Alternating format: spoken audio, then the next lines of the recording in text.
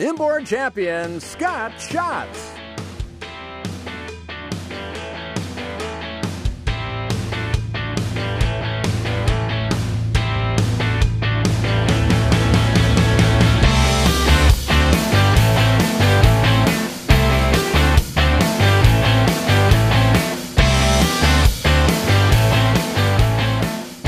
Scott Schatz of Corona, California, drove Eddie Solis's P9 Miss Suncoast Cracker Box to the 2011 High Points Championship.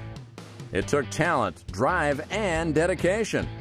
An all-night repair session and a last-minute parts delivery got Scott and rider Shelton Ogg back on the water just in time to win the Summer Nationals, and a dream come true. The P9 team also scored regional honors and won the Western Divisionals and the World Championship.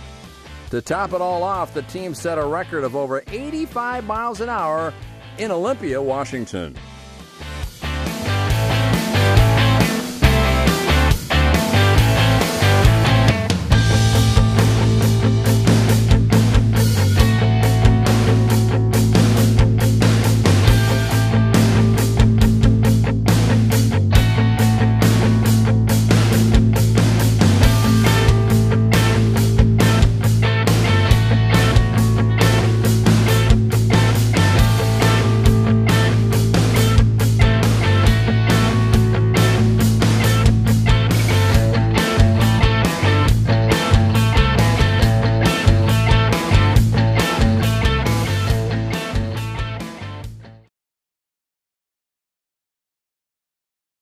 Yeah, it was March of 1982 at Pudding Stone Reservoir. I was running a 145 hydroplane at the time, and if memory serves me correctly, I don't think we even finished the day out. I think we broke somewhere in the middle.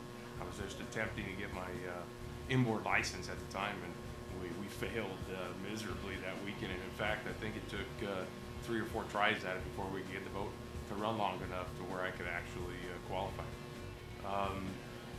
We won the Western Divisionals in April, followed it up with 2 competition records at Black Lake in July, and then we won the Summer Nationals in August at Long Beach Marine Stadium, and the High Points Championship. Oh, and the World Championship too. I apologize. Let's not forget the World Championship. It's a big deal. I never did. Competition in the inboard category is so stiff for these types of things, and we just let it kind of come to us. We just kept marching forward with the plans that we had made for the year and how we were going to compete, and it just worked out really good for us.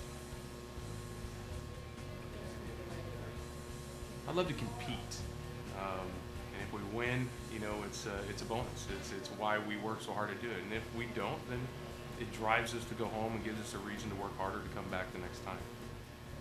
Well, for the very first time in a 30-year career, we are actually ready to go. We have every piece of equipment done, maintenance, and is in the trailer and sitting waiting for the first race. We'll do what we do every year. We'll take it one race at a time, and if it comes to us, it would be an incredible honor to be here again.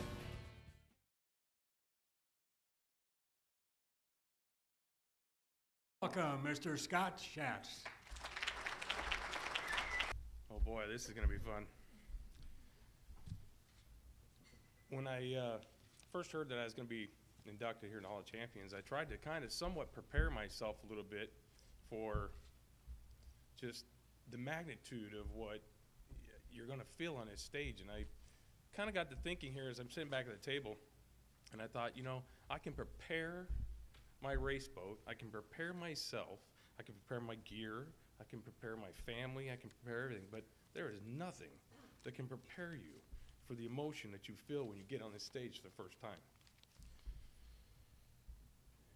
It's quite an honor.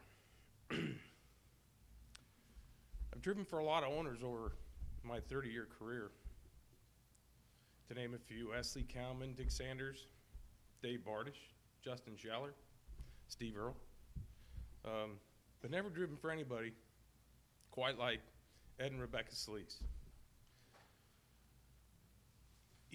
Every one of them shaped my career in some way, but none like Ed and Rebecca, who've given me everything that I could possibly need to be standing on this stage today in front of all you with my voice crackling.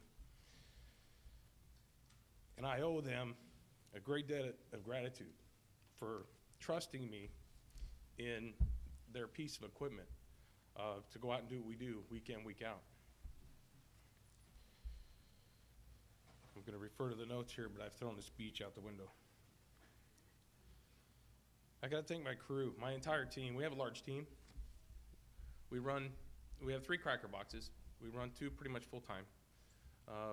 We have a lot of members. I've got my brother, Mike Schatz, his rider, Pat Bowman. Big thanks to them. Big thanks to Mike Noble, Cole Noble, 2 great guys that spent a lot of hours and a lot of time in our shop helping us get to the races. Can't say enough about this man, Bob Williams, who is a friend of mine who kind of came on board kind of a little bit later on in my career. But as I found out, used to race 225s with my dad after we just about killed each other on the ramp one time because we were so mad at one another for cutting each other off.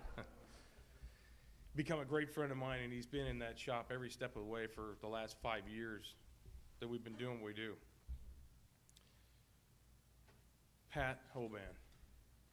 I cannot say enough about this man. If it was not for him crew chiefing our boat, we would not have been able to take what was viewed as an extremely radical design, something that wouldn't work by many, and work it and cultivate it into something that we were able to set 2 world records, finally win a summer national championship, 2 national high points championships, and I can't even tell you how many races that we've won over the last 6 years. We probably have more experience and more miles on our cracker box than most people that have been racing cracker boxes for 30 years. I think we're up to somewhere around 275 heats now that we've spent over the last 5 or 6 years. And I wouldn't be able to do it without him. Shelton Ogg, my rider, great guy. We, as you know, have 2 people on a boat, and we couldn't do it with 1. And the rider pretty much gets not a lot of the credit, but they deserve it. I'm standing here today in a Hall of Champions, but he deserves to be here as much as me. I got to thank my support system. Missy, my kids, my best fan, Marty Hill. Thanks for all the words of encouragement.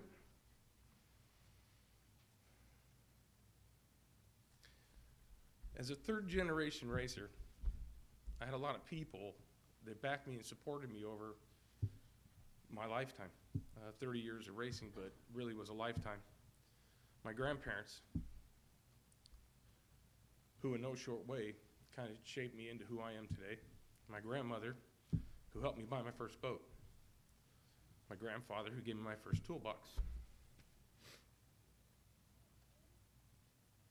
My uncles, my Uncle Denny, who travels with us everywhere we go, driving everybody crazy, as he always did.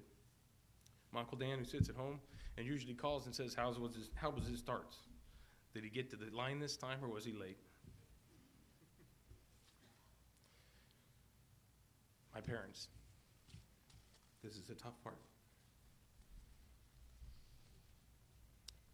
My dad, who probably instilled a value in me that I've taken my whole life, but probably one that really created most of why I'm standing here today. He taught me that there's no such thing as it's good enough. The phrase, it's good enough, shouldn't exist. And if it does, you'll never make it.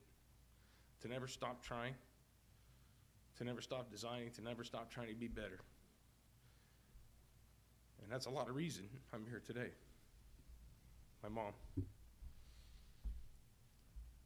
who hated this sport,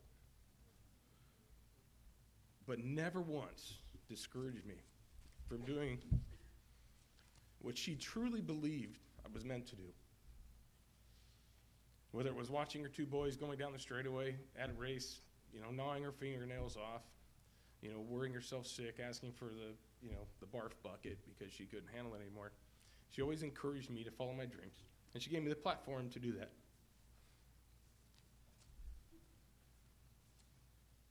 She taught me that no matter what, as hard as it may be, that hard work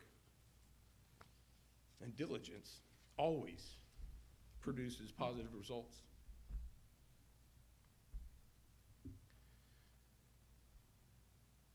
Sorry. And I dedicate this night to her. Thank you.